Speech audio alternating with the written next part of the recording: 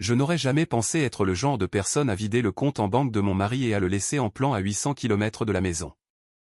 Mais j'étais là, fixant l'écran de mon téléphone à 3 heures du matin, regardant les SMS désespérés de Julien affluer alors que notre compte commun affichait exactement 0 €. Chloé, s'il te plaît, réponds. Il y a un problème avec la banque. Ma carte ne marche pas. Urgence. J'ai besoin de 3 000 € tout de suite. Mon train de retour est demain. Pourquoi tu ne réponds pas? Ce n'est pas ton genre. Mes mains ne tremblaient même plus. Il y a 3 semaines, elle l'aurait fait. Il y a 3 semaines, j'aurais frénétiquement appelé la banque, morte d'inquiétude pour mon mari.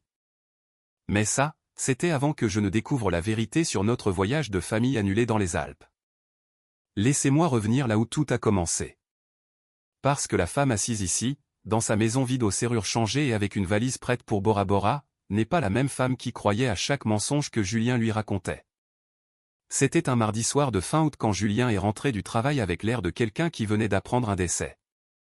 J'étais dans la cuisine en train de préparer son plat préféré, une blanquette de veau, car j'avais touché une petite prime au travail et je voulais fêter ça. Nous préparions notre voyage annuel de réunion de famille dans les Alpes depuis des mois, et j'étais tellement impatiente de rencontrer enfin sa famille élargie. « Chloé, il faut qu'on parle », a dit Julien en desserrant sa cravate et en fuyant mon regard. J'ai éteint les plaques, l'estomac déjà noué. Julien n'utilisait ce ton que lorsque quelque chose de grave se passait. « Qu'est-ce qu'il y a ?» ai-je demandé en m'essuyant les mains sur mon tablier. Il s'est assis lourdement à notre table de cuisine, passant ses mains dans ses cheveux. Le voyage dans les Alpes. On doit l'annuler. Les fonds sont tout simplement trop bas en ce moment. J'ai épluché nos comptes toute la semaine et nous ne pouvons tout simplement pas nous le permettre. J'ai eu l'impression que quelqu'un m'avait donné un coup de poing dans la poitrine. Nous avions économisé pour ce voyage pendant 8 mois. J'avais fait des heures supplémentaires, sauté des déjeuners, et même vendu certains de mes vieux bijoux pour contribuer à notre cagnotte de vacances. Mais Julien, nous avons économisé plus de 10 000 €. Comment ça, on ne peut pas se le permettre? Tu ne te rends pas compte à quel point tout est devenu cher, a-t-il dit, sans toujours me regarder. Le transport à lui seul nous coûterait 4 000 €. Ensuite, il y a l'hôtel, la location de voiture, la nourriture. Nous serions fauchés pendant des mois après. Je ne peux pas nous infliger ça. Je me suis assise en face de lui, cherchant sa main. Mon chéri, je sais que les fins de mois sont difficiles, mais ce voyage représente tellement pour ta famille. Ta mère prépare des activités depuis des mois. Léo n'arrête pas de demander quand tonton Julien viendra voir les montagnes. Julien m'a enfin regardé et j'ai vu quelque chose dans ses yeux que je n'arrivais pas tout à fait à identifier. J'ai déjà appelé tout le monde. Ils comprennent. La famille passe avant tout. Et être financièrement responsable est plus important que des vacances. Mon cœur s'est brisé pour lui. Julien était stressé par l'argent depuis des mois. Il vérifiait toujours nos comptes, toujours inquiet des dépenses. Je me sentais coupable chaque fois que j'achetais un café ou que j'allais chez le coiffeur. Le voir sacrifier quelque chose qu'il attendait avec tant d'impatience n'a fait que renforcer mon amour pour lui. D'accord, ai-je dit doucement. On va rester à la maison. On pourra peut-être prévoir quelque chose de plus petit pour l'année prochaine. Julien a serré ma main. Tu es incroyable, Chloé. Je ne te mérite pas. En y repensant maintenant, c'était peut-être la seule chose honnête qu'il ait dite de toute la soirée. Je vais prendre des heures supplémentaires au travail, ai-je proposé. Peut-être des missions en freelance le week-end. On peut reconstituer nos économies plus vite que tu ne le penses. Tu n'es pas obligé de faire ça, a répondu Julien. Mais je pouvais lire le soulagement sur son visage. Je le veux. On forme une équipe, tu te souviens? Cette nuit-là, je suis resté éveillé dans mon lit à dresser mentalement la liste des moyens de gagner de l'argent supplémentaire. Je pouvais faire des heures supplémentaires, prendre des projets le week-end, peut-être même vendre le service en porcelaine de ma grand-mère dont nous ne nous servions jamais. Julien semblait tellement abattu par notre situation financière, et j'étais déterminé à nous aider à remonter la pente. Julien s'est endormi rapidement, mais je suis resté éveillé à faire des plans. J'ai pensé à appeler sa sœur Camille pour m'excuser de rater la réunion de famille, mais Julien avait dit qu'il s'était déjà chargé de tous les appels familiaux. Je ne voulais pas aggraver les choses en abordant un sujet douloureux. Si j'avais su alors ce que je sais maintenant, j'aurais passé ce coup de fil. J'aurais demandé directement à Camille les raisons de l'annulation du voyage. J'aurais vérifié nos comptes bancaires moi-même au lieu de faire confiance à Julien pour tout gérer. Mais je ne savais pas. J'avais une confiance aveugle en mon mari, et cette confiance allait me coûter tout ce que je croyais savoir sur mon mariage. Le lendemain matin, je me suis réveillé avec un plan. Si Julien était stressé par l'argent, j'allais arranger ça.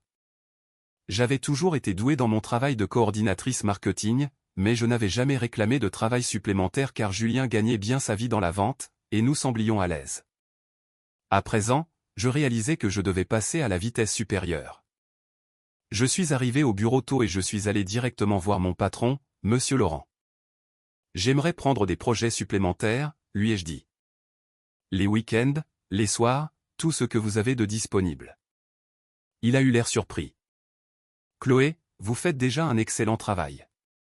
Vous n'avez rien à prouver. Il ne s'agit pas de faire mes preuves. Mon mari et moi essayons de renflouer nos économies après des dépenses imprévues. J'aurais vraiment besoin de ce revenu supplémentaire. Dans l'heure qui a suivi, j'avais 3 projets pour le week-end et la permission de travailler tard en semaine. L'argent supplémentaire ne serait pas énorme, mais chaque euro aiderait Julien à se sentir moins stressé par nos finances. J'ai appelé Julien pendant ma pause déjeuner pour lui annoncer la bonne nouvelle. Mon chéri, j'ai parlé à Monsieur Laurent pour faire des heures supplémentaires. Je pourrais probablement rapporter 800 € de plus ce mois-ci. Chloé, tu n'as pas à faire ça, a dit Julien, mais sa voix semblait étrange.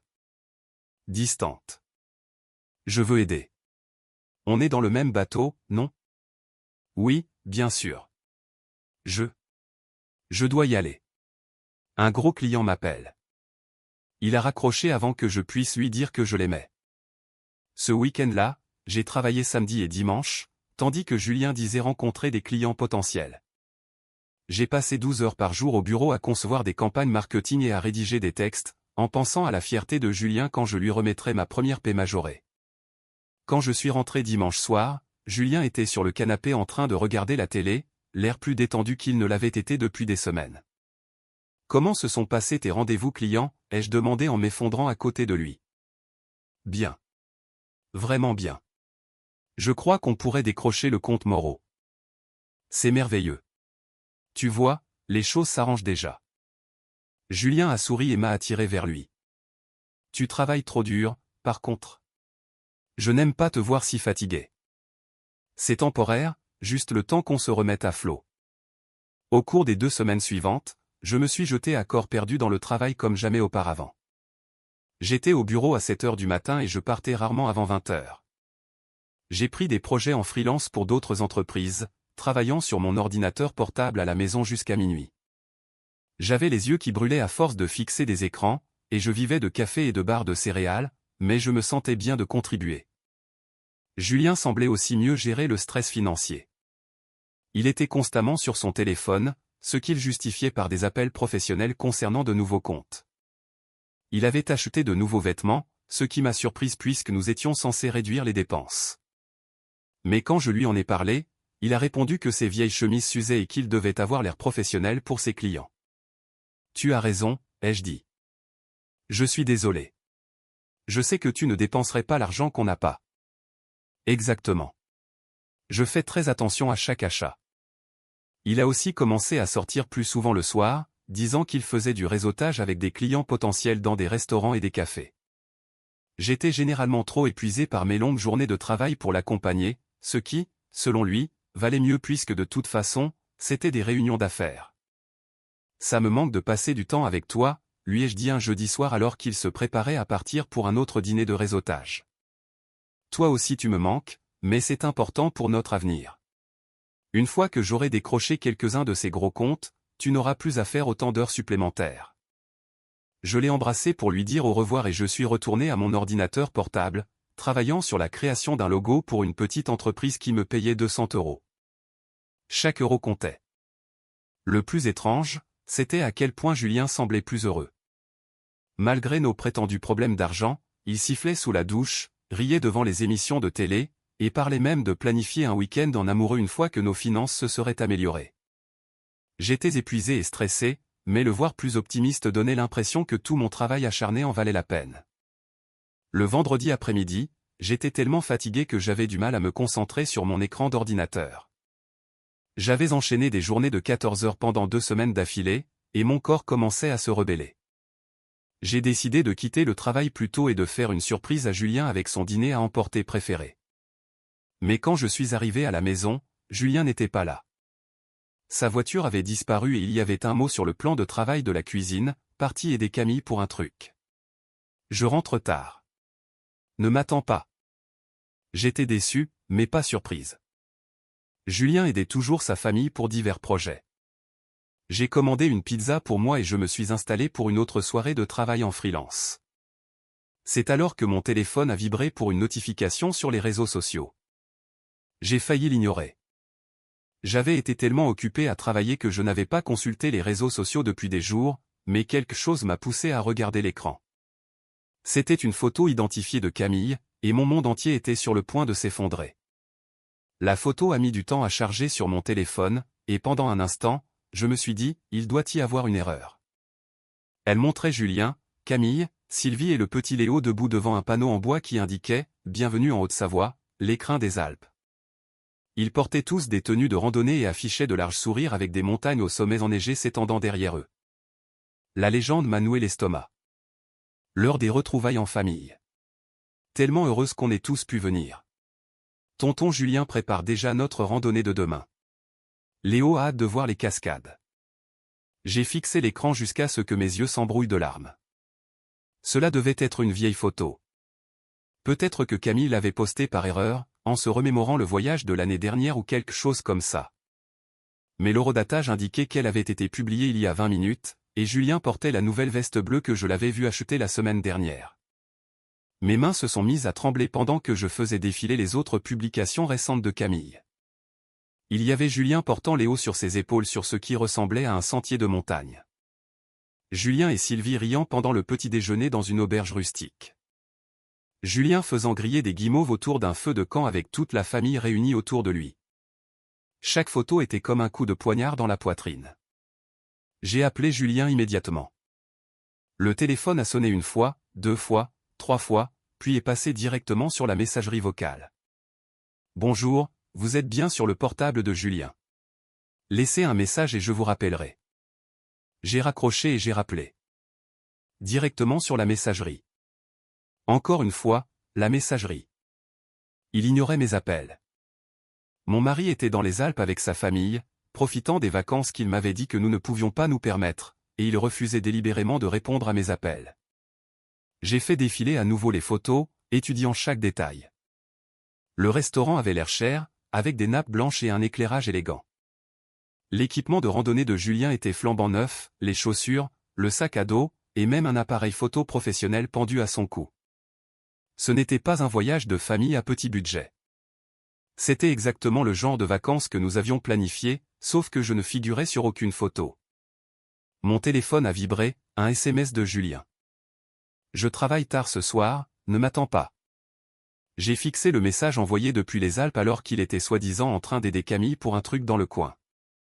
Le mensonge était si naturel, si automatique. Depuis combien de temps me mentait-il ainsi? J'ai appelé Camille directement. Peut-être qu'il y avait une explication. Peut-être que Julien leur avait fait une surprise avec une visite de dernière minute en utilisant l'argent d'ailleurs. Peut-être que je comprenais tout de travers. Le téléphone de Camille a aussi basculé directement sur la messagerie. J'ai essayé Sylvie ensuite. Même chose. Ils m'ignoraient tous. Toute la famille était dans le coup. Je suis resté assise sur mon canapé dans notre maison vide, entouré par le travail en freelance que j'avais fait pour aider à résoudre notre prétendue crise financière, et j'ai essayé de reconstituer ce qui s'était réellement passé. Julien avait menti au sujet de l'annulation du voyage.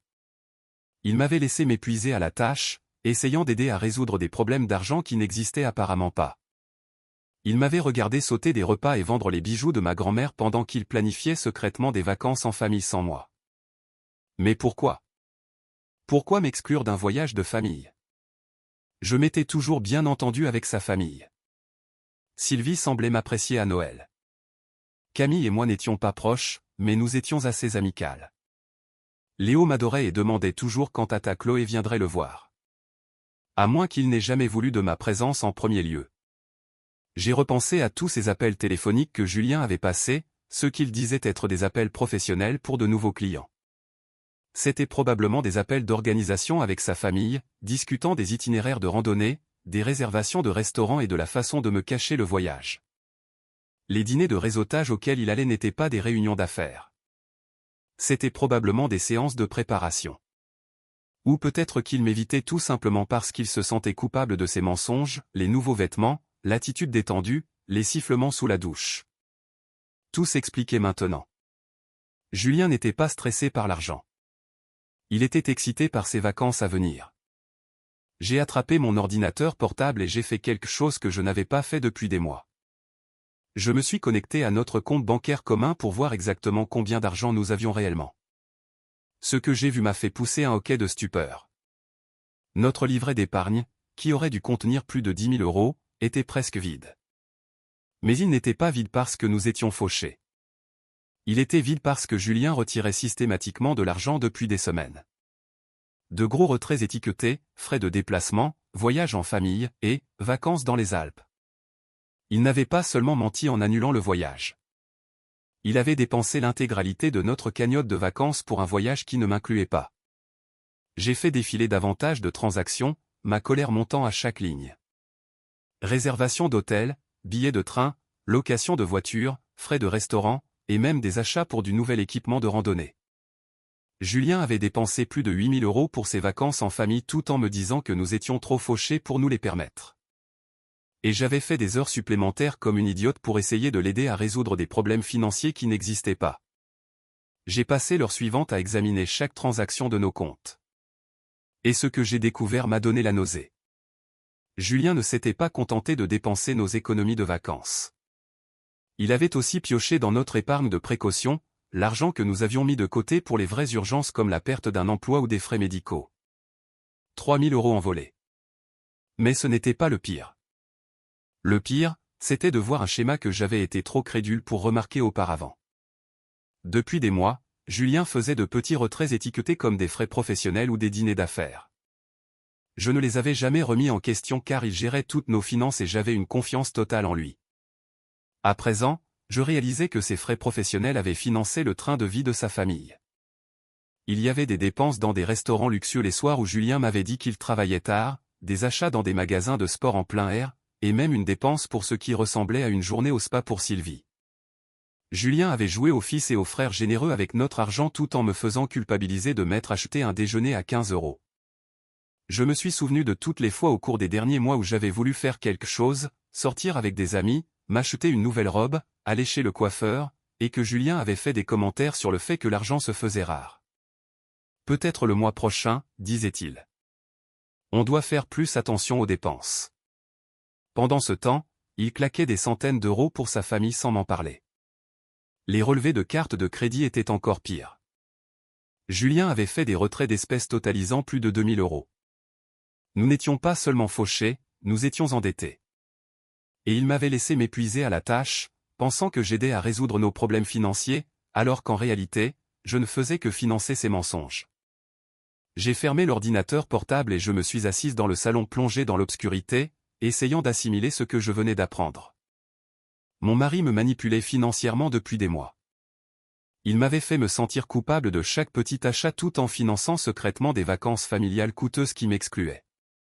Il m'avait regardé sauter des repas pour économiser de l'argent, m'avait regardé travailler 14 heures par jour, m'avait regardé vendre les bijoux de ma grand-mère, sans jamais ressentir assez de culpabilité pour me dire la vérité. Il ne s'agissait pas seulement de vacances. Il s'agissait de respect, de confiance, et du fait que Julien ne me considérait clairement pas comme une partenaire égale dans notre mariage. J'étais juste la femme qui faisait des heures supplémentaires pour financer l'amusement de sa vraie famille. J'ai pensé à appeler ma sœur Léa, mais que lui dirais-je? Mon mari a menti sur l'annulation de nos vacances et y est allé sans moi pendant que je faisais des heures supplémentaires pour l'aider à résoudre de faux problèmes d'argent. Ça paraissait fou, même dans ma propre tête. Au lieu de ça, j'ai fait quelque chose qui m'a surprise moi-même. J'ai rouvert mon ordinateur portable et j'ai commencé à chercher comment ouvrir un nouveau compte bancaire en ligne.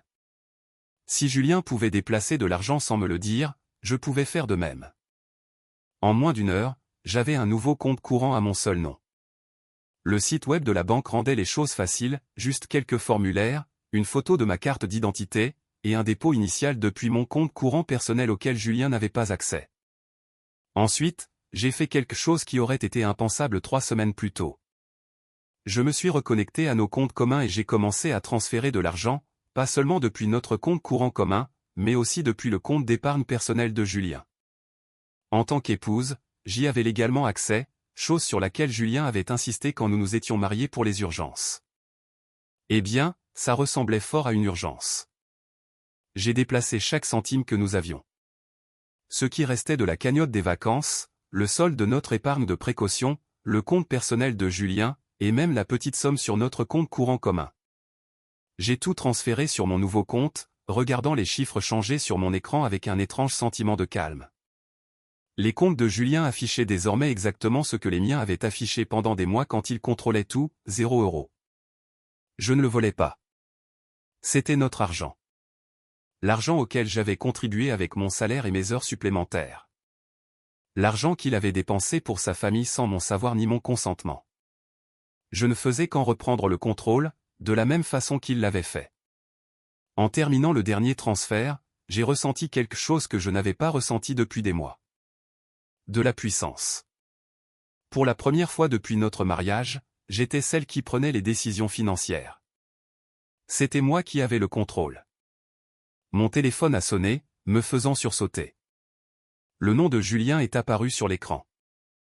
Je l'ai fixé, sachant que dans quelques jours, quand Julien essaierait de payer son hôtel ou son billet de retour, il découvrirait ce que j'avais fait. Il réaliserait que son épouse confiante et travailleuse n'était pas aussi naïve qu'il le pensait. Le téléphone a continué de sonner. Julien appelait probablement pour me raconter d'autres mensonges sur le fait qu'il travaillait tard ou aidait Camille. Peut-être même qu'il essaierait d'avoir l'air nostalgique, en me disant à quel point je lui manquais alors qu'il était littéralement en vacances avec sa famille. Je l'ai laissé sonner jusqu'à la messagerie. J'avais des choses à planifier. Les 3 jours suivants se sont écoulés dans une étrange bulle de calme. Je suis allé travailler, je suis rentré à la maison, et j'ai attendu. J'avais mis mon téléphone en silencieux après le message vocal de Julien, qui correspondait exactement à ce que j'attendais, un message décousu disant que je lui manquais, et une fausse histoire comme quoi il aidait Camille à déménager des meubles. Sa voix avait cette gaieté forcée qu'il utilisait quand il mentait, le même ton qu'il avait pris pour me parler de nos problèmes financiers. Je n'ai pas écouté le message en entier. Je l'ai supprimé à la moitié. Pendant ces 3 jours, j'ai pris d'importantes dispositions. J'ai appelé un serrurier et pris rendez-vous pour le vendredi après-midi. J'ai cherché des avocats spécialisés dans le divorce et j'ai mis 3 sites web dans mes favoris. J'ai même commencé à chercher des appartements dans différents quartiers, des endroits où Julien ne penserait jamais à me chercher. Mais surtout, j'ai attendu. Je connaissais les plans de voyage de Julien parce que je l'avais aidé à organiser le voyage des mois plus tôt, à l'époque où je pensais y aller aussi. La réunion de famille était prévue pour 5 jours, ce qui signifiait que Julien essaierait de rentrer vendredi. Il attendrait probablement la dernière minute pour réserver son billet de retour, comme il le faisait toujours, pensant qu'il pourrait juste utiliser sa carte de crédit à la gare ou à l'aéroport. Le mercredi soir, je me suis autorisé à regarder à nouveau les réseaux sociaux de Camille. Il y avait d'autres photos, bien sûr.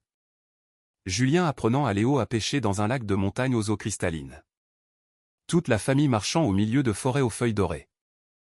Julien et Sylvie partageant un fou rire autour de ce qui ressemblait à un dîner de luxe dans une station d'altitude. Sur chaque photo, Julien avait l'air complètement détendu et heureux. C'était un homme qui était censé être stressé par l'argent, inquiet pour notre avenir financier.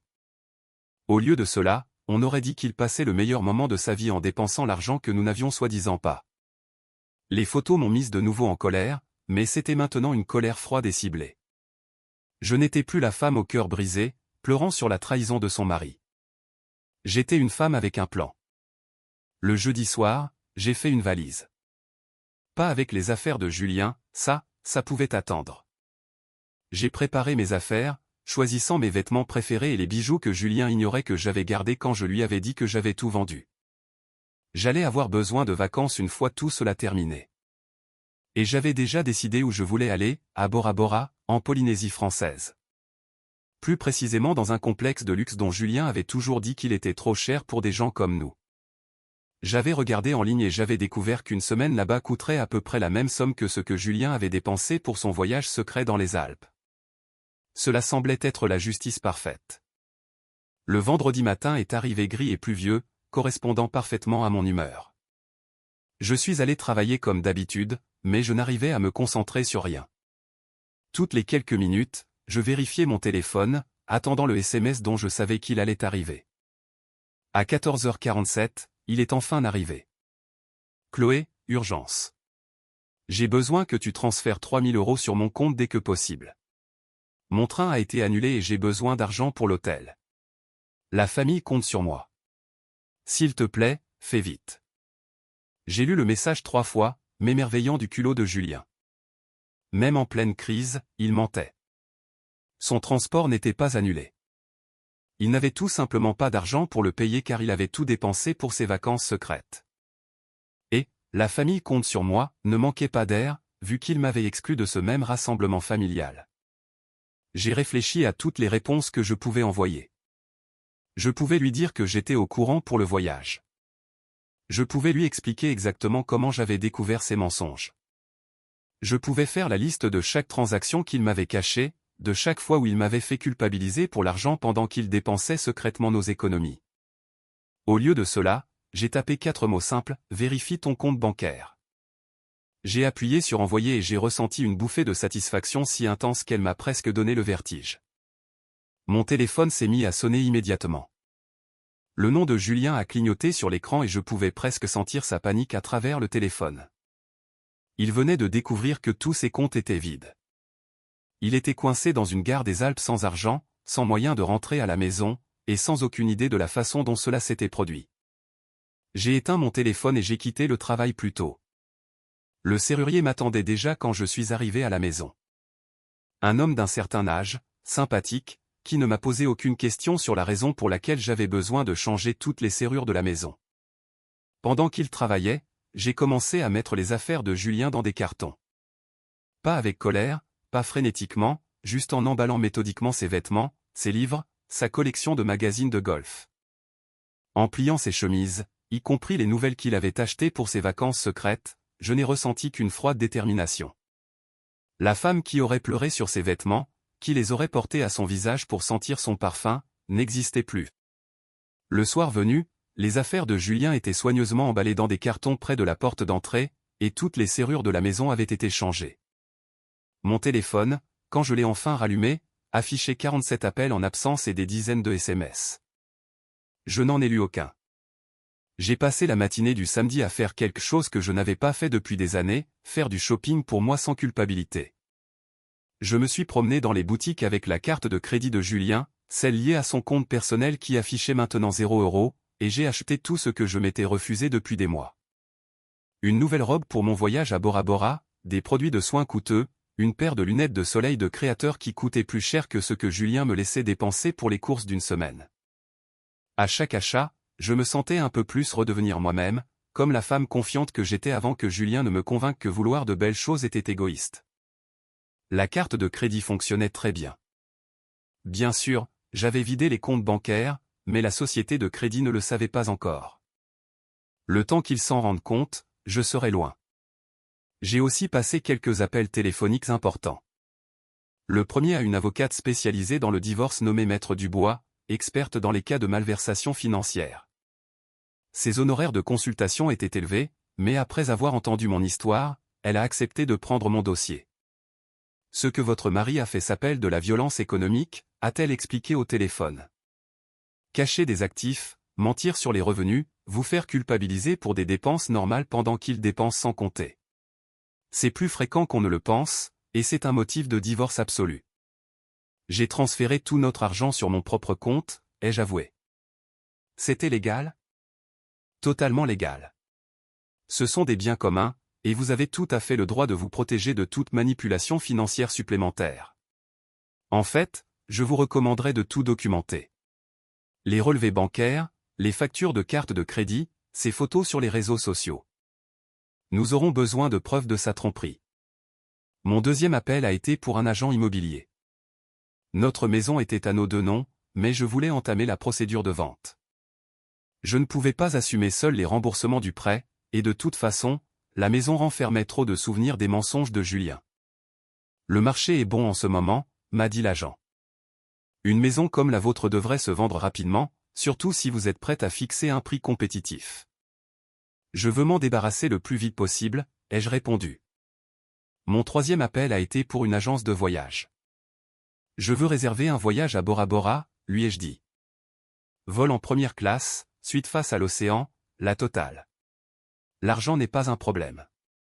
Pendant qu'elle organisait mes vacances de rêve, je me suis enfin autorisé à vérifier les messages que Julien avait envoyés. Il y en avait des dizaines, et les lire, c'était comme regarder la dépression nerveuse de quelqu'un en temps réel. Les premiers étaient confus. Chloé, il y a un problème avec la banque. Tu peux les appeler. Puis en colère.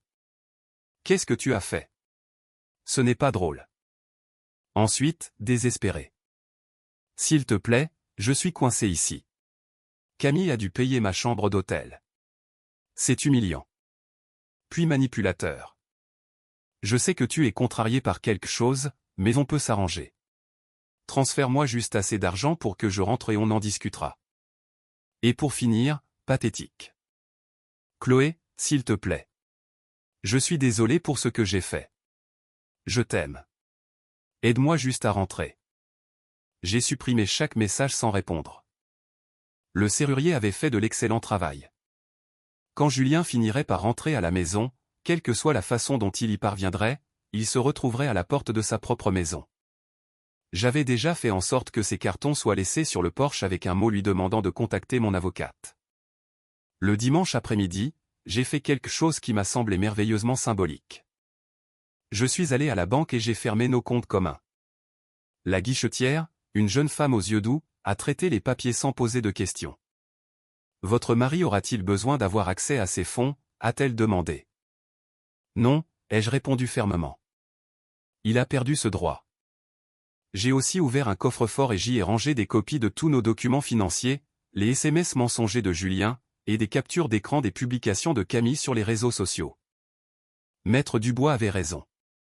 J'avais besoin de preuves, et j'allais être minutieuse. Ce soir-là, je me suis assise dans mon salon avec un verre de vin, regardant les espaces vides où se trouvaient autrefois les affaires de Julien. La maison paraissait plus grande d'une certaine manière, comme si elle pouvait à nouveau respirer.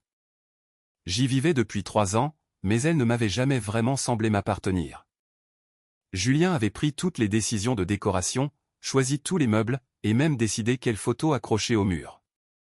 Maintenant, il n'y avait plus que moi, et pour la première fois depuis des années, cela me suffisait. Mon téléphone a vibré avec un nouveau message, mais ce n'était pas de Julien.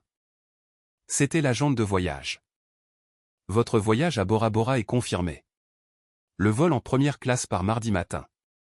Vous allez adorer le complexe. Suite face à l'océan avec balcon privé. Soins spa inclus. Passez de merveilleuses vacances. J'ai souri et j'ai levé mon verre de vin pour porter un toast à mon salon vide. Julien était probablement encore dans les Alpes, suppliant sa famille de lui prêter de l'argent et essayant de comprendre comment sa femme si confiante avait pu le surpasser. Mais je n'étais plus sa femme confiante. J'étais une femme avec un plan. Un compte bancaire rempli d'argent et un billet en première classe pour le paradis. Et Julien était sur le point de découvrir exactement ce que ces mensonges lui avaient coûté. Je suis assise sur le balcon de mon hôtel à Bora Bora, regardant le coucher de soleil peindre l'océan Pacifique de teintes dorées et rosées qu'aucun appareil photo ne pourra jamais capturer. Mes pieds sont posés sur la rambarde, un cocktail tropical à la main, et mon téléphone affiche la photo que je viens de publier sur les réseaux sociaux, ma première publication depuis des mois. La légende dit « Nouvelle vue, nouvelle vie ». Parfois, les meilleurs voyages sont ceux que l'on fait seul.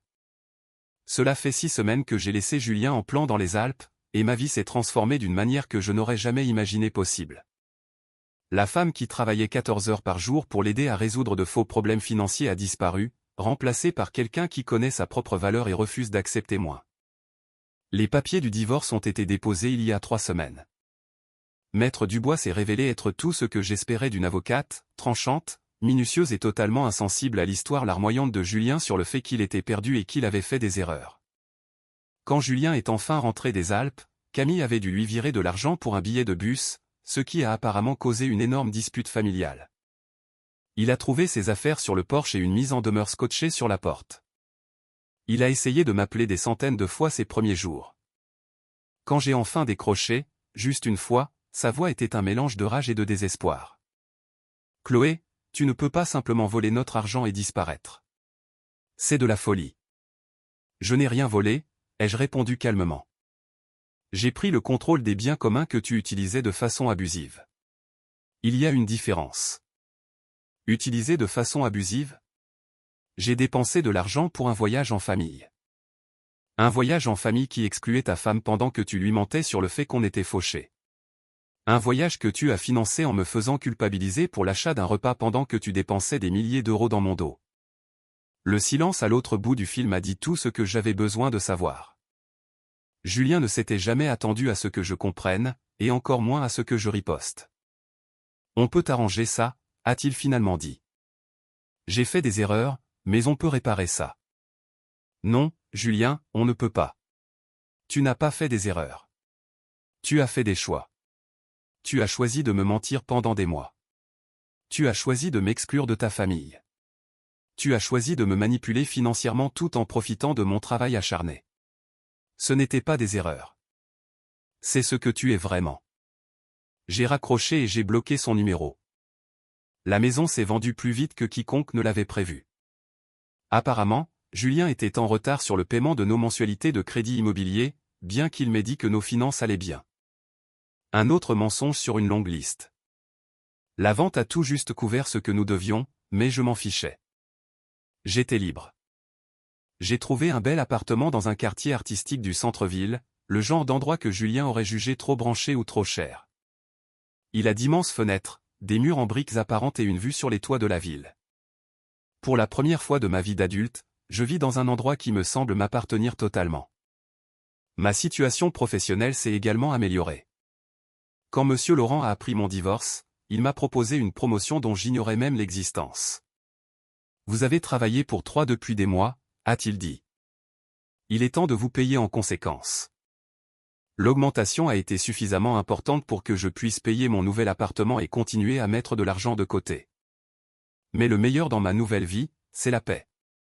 Je me réveille chaque matin en sachant que personne ne me ment, ne me manipule ou ne me fait culpabiliser d'exister.